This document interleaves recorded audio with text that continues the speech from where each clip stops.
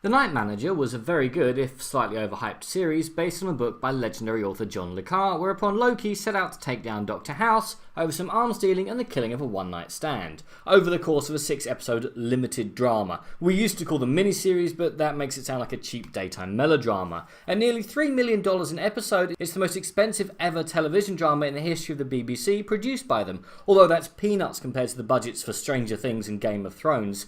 The Night Manager finished with all loose ends being tied up, justice being served as much as justice is ever served in a John le Carré book, the most interesting character was killed off, Loki has defeated his demons and walked off into the sunset, content that he's done his part. Now, part of the reason The Night Manager worked so well was the fact that it was only 6 episodes. Enough for some character development, but not enough for it to get boring. Easy to catch up on if you were out for an episode, possible to binge in a couple of sittings if you're determined, and there were no ill-advised failed attempt at ratings-grabbing murder plotline in the second series. No clunky character departure when the actor playing them gets enough to star in a film, no filler or bottle episodes to save up money for the big budget finale. In, out, done. Brilliant. So imagine my surprise when I find out there's going to be a second series, written by Matthew Orton, a person with only 2 credits on IMDb, neither of which are finished and both of which are World War II focused. I mean, leaving aside the fact that this person is barely out of nappies in his scriptwriting career, why are you making a second series of something that had no loose ends to tie up? This wasn't some shiny show cancelled before its time that had left threads dangling in the hopes of renewal. It's perfect as it is.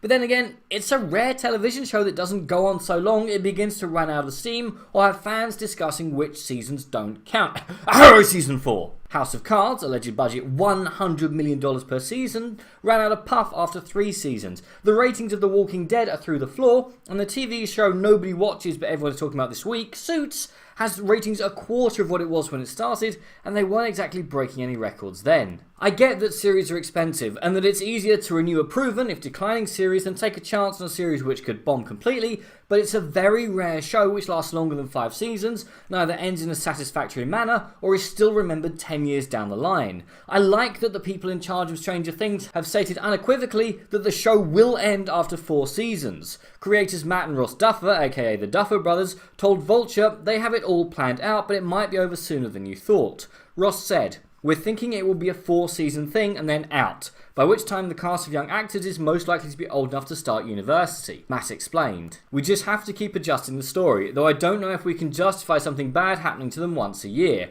although we'll see what happens when season 4 finishes and Netflix starts waving its checkbook around. And it's a similar story with Breaking Bad, that series you haven't seen but tell everybody you have. It had a plan for 5 seasons, ran for 5 seasons, and then ended as the 5th best TV show of all time according to IMDb. In fact, with the exception of Game of Thrones, none of the top 10 TV shows extended past 5 seasons. Maybe we should call that the show ceiling. If you can't tell it all in 5 seasons, then you should go away and rewrite it. But what do you think? And what series would you cancel that's currently on air? Comment below, let me know. I'm Daniel, it's been a dunking. If you've enjoyed this video, please like, share and subscribe.